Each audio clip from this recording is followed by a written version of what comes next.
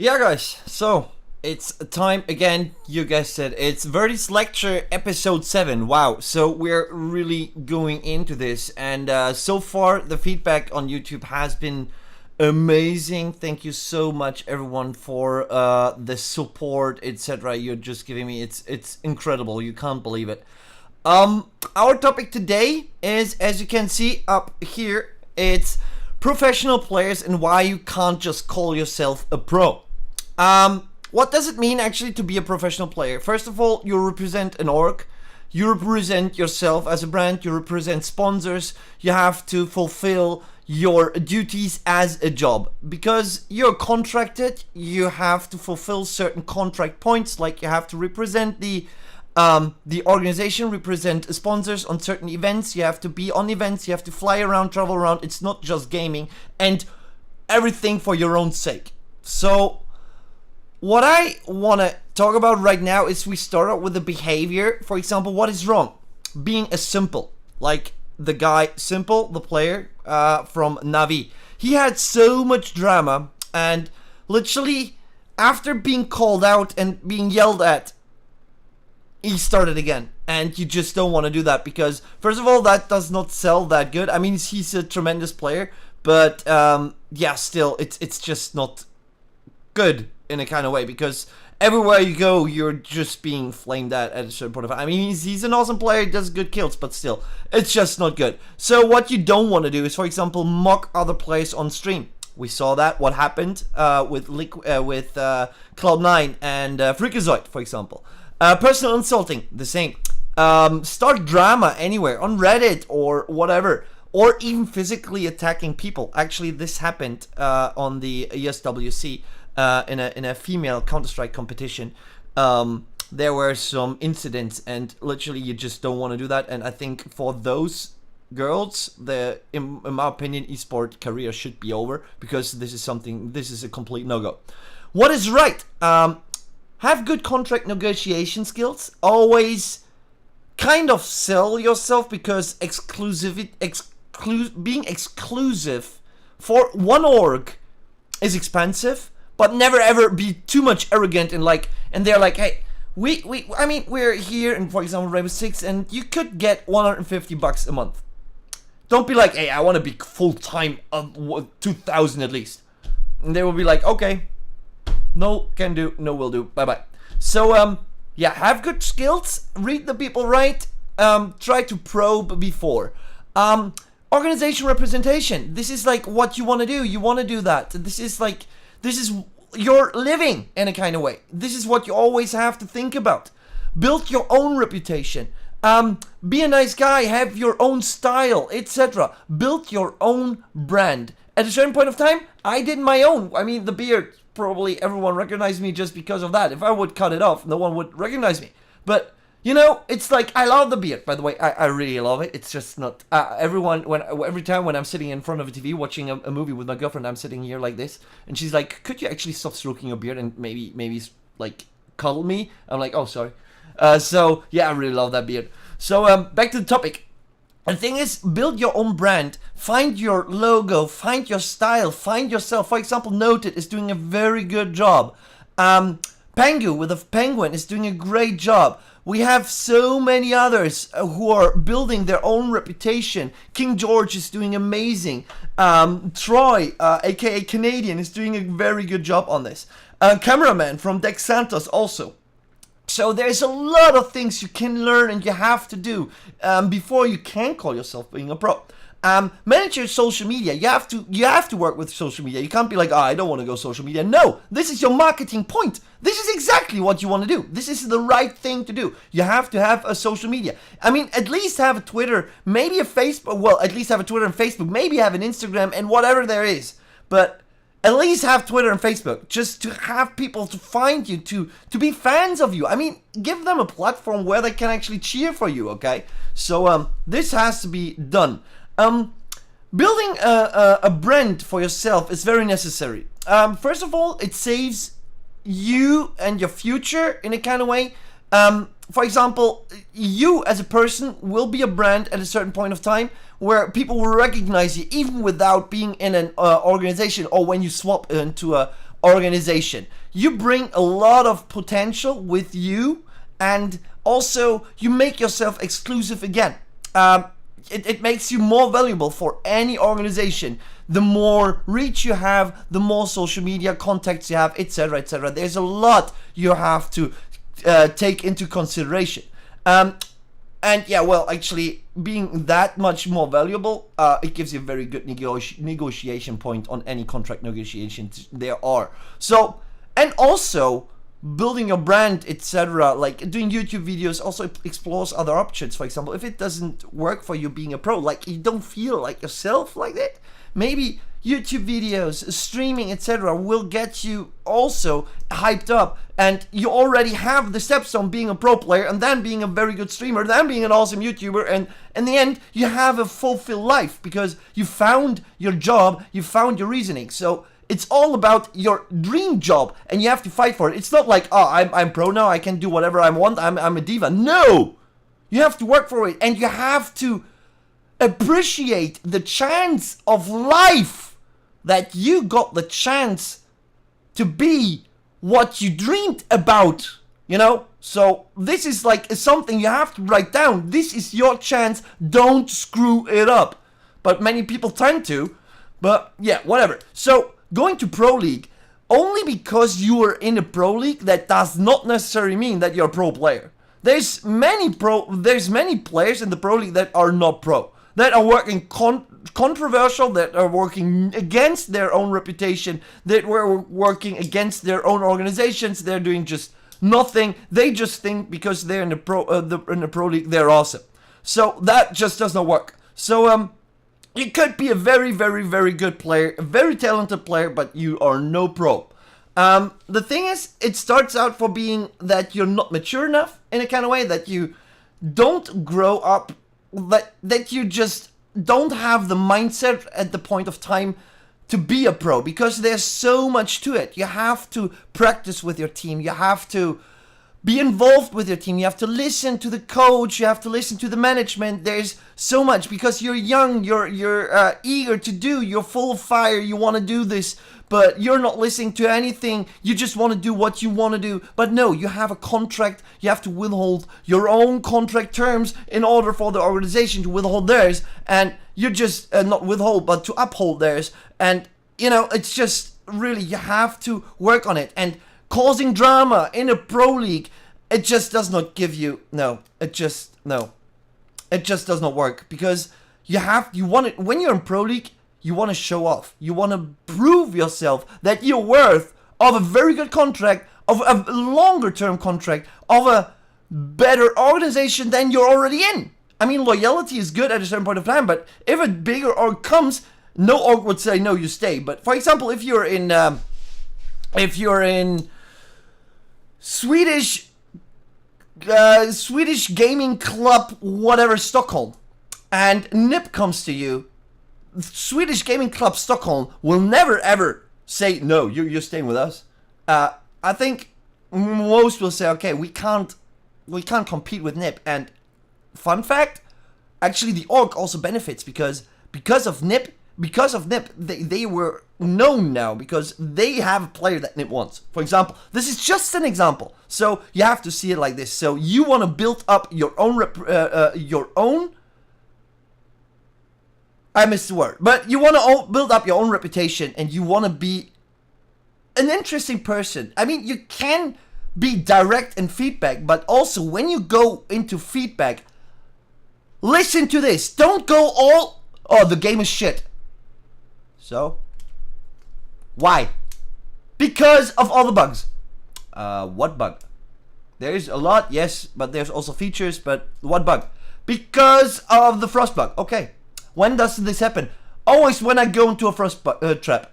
Yeah, well, you're not supposed to go into those. See, it's just you're not argumenting right. So when you go, it's right now it's pretty hard to play the game. First of all, this sounds pretty more fair, does it?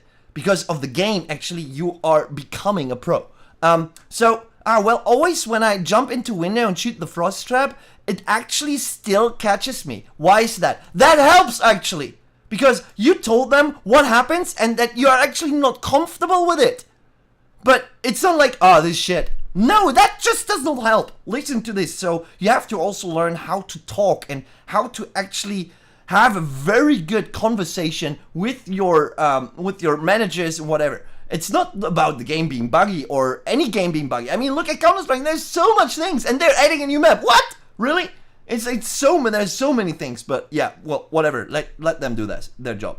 They will still do their job, but you also have to do your job. This is your obligation to fulfill your job, because it's not like a hobby and you're a fun dudler or whatever, that you're a fun player. No, this is your job. This is your future. This is you creating your own future and for your own sake, and make a living out of it. And having that chance, I think there's a lot of people out there who desire to have that chance, but never ever have been able to do so. So really think about that. So appreciate every moment and every breath you have in this kind of situation. Going over to organizations, for example, yeah, always respect the org you're in, because they try to do as much possible for you as you should do for them. Sometimes it can happen that an org, for example, not withholding their part of the contract. For that, you have your wording skills. You can go, hey, out of paragraph 5, section 1.3, you are supposed to give me post-its every 14 days, because I'm writing so many post-its and you're obligated to, and you did not send them to me for 2 months. What is wrong there? So this is what you can do, but you have to go to them and give them the solution and tell them, hey, please send them to me within 1 week, please. And be nice. After that, you can really go into a harsh way, because you also can cancel the contract. But always consider to have at least one fair warning. But this is like something you should think about, but never ever, the org is shit, I leave. No, that does not work, because that also gives you a bad reputation, because after that, you start gossip, and you don't want to gossip around. It's just, again, it's causing drama. And why? What does it bring to you?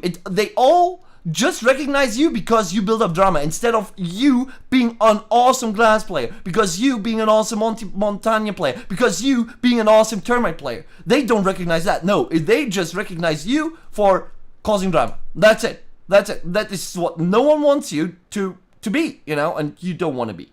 So always remember, don't go all YOLO on Reddit or whatever against an organization or against other players or whatever. There's always a thing where you can solve issues with your team or with your organization. Always remember that. And that gives you being a pro, because you want to solve an issue. Even canceling a contract on negotiated terms is a solution. It does not mean like, go screw them. No, it's like sometimes, you split up with your girlfriend and, you're still friends, but it just did not work out that way. Sometimes it's the same with an org. You can't, sometimes also it happens, I don't want to take anyone into the golden case. Sometimes happens that you split up because you're just, in a conflict and it ends up in court. That happens too. But those are the rare parts, and this is a brutal one, but it rarely happens. There's still lawyers in between which you can actually contact. So yeah, there's always something you can do on a fair term, And when you, for example, always stay fair, you give them no target to attack you to. When you withhold your contract parts because you're obligated to, that's your job, and you always stayed fair, they can't attack you. They have to uphold your terms in this negotiation. If you start flaming, they got you, because you started flame. Never ever start anything. Just be fair all the time. It just does not help being otherwise. So the thing is, sorry. Also, like, you have to think what I said before. Be reasonable with an organization. Never ever, you have to think twice before signing contract. Read the contract through. Be cautious about what it's written in there. Every wording, every colon has a reason in a contract. Remember that. Take your time. No organization, no good organization actually, will pressure you into signing a contract. Always have a double read, and if you sign it, don't whine. It's your fault. You can always negotiate other terms. you can do, always. Sometimes you can't write out, for example, a passphrase like, for example, there is a contract and it says you're not supposed to gamble on your own matches. If that comes out and you're being banned from anything, we are taking the organization out and you're fined, whatever. You can't say I want this paragraph out. No, that doesn't work. Okay, obviously. So yeah, but you can still negotiate onto other terms. You know, there's another thing. Always respect when they approach you. It's already good. The game right now, Rainbow Six Siege is a very young game. Don't think because you're the awesomest player that you are allowed to negotiate for like full-time amounts or for crazy amounts of money, for a gaming house, for full gear, for full live support, whatever. No. Think twice before doing that. The thing is that just hear them out and then try to negotiate around, because there's not like those offers like in Counter-Strike or in other games where they are like, hey, we offer you 2.5k a month as starting money for the next half year. If everything works out, we go up to 3.5. You're coming to the gaming house, whatever. This is not the game right now. Rainbow Six Siege is still young, and the money they invest is little because the return of investment also is a very high set, so it's really hard to get the money back, because right now it's all up to the players, up to the organizations and the community. There's still a lot that has to be done in the game before you can actually go there and say, yeah, I'm waiting for a very good opportunity and for a very good offer, and then I will be full-time pro. I will move to Sweden, US or wherever. I'll be in the gaming house and get a ton of money. No, that is right now. Even when you have a very good name, it still doesn't work. You know, it's just right now the game is way too young to have that. There is full-time pros already in Brazil. We have Pain, we have Dex Santos, who are full-time pros, but there it's a different way, because look at what the players are doing. They are building their own brand. Look at Noted. They are building their own reputation. Look at Cameraman. They built up their social media. Look at all of them. They do so much for their living. They're worth actually to be paid on, because also the audience in Brazil is so huge. I mean, looking at the stream numbers and everything, they're just crazy for Rainbow Six Siege. And right now, it's in EU and NA, it's not that big. I mean, in Brazil and Sao Paulo, they filled the stadium full with players just for Rainbow Six Siege. It wasn't like IEM and it was the pre-show before the LOL event. No, it was only Rainbow Six Siege. Imagine that. So right now, we have to work for this to actually be negotiated, okay? The thing is also, don't always go all ranting, all blaming on your team. You have to always think about that twice. Think about, okay, what could you have been doing wrong? Work on a team. A team effort is afforded by the team. It's always, a team gives you just the team works together. If there is a mistake, it could be a causal effect due to wrong callouts, due to misbehavior in the past. There's so many reasons. You have to find the reasons. Be mature. Work on this. Just don't leave it or scream at the players. No, work on the issues at hand and be mature and work them out. It always works, and this builds up a team spirit, and this shows how pro you are. If you are such an awesome cheer up guy like Fallen is, and all those guys who are just cheering their team and working on the mentality, you can win everything. You can win everything if the team spirit works out. So be the guy who's riding the team. Imagine you have 5 players just cheering up themselves and be awesome, and then showing the no respect mode to the opponents and be fair in the end and shaking hands and just, you know, this is very good behavior and very good opponent behavior. This just works out. This just brilliant. Also, a thing is, don't be like, okay, all mass gaming is awesome, and I don't know, you guys are bad. I have 2K hours. Well, yeah, 2K hours. I can get 2K hours too if I have my PC running 24/7 and the game running. So it just does not matter. The thing is, I can't, there's like, well, I did that with X-Fire, with being in-game. Actually counts when you're only in-game, but, well, in a match. But, whatever, it still is, when you're, it just, mass gaming doesn't work. You have to watch your replays, you have to watch the opponents, you have to watch the individual plays of the opponents, give your teams advices. This is what a pro player does, because this is your job. It's not like, I go online and play because this is why I'm paid for. No, at a certain point, you're starting to be at the maximum zenith of skill. You are hitting the headshots.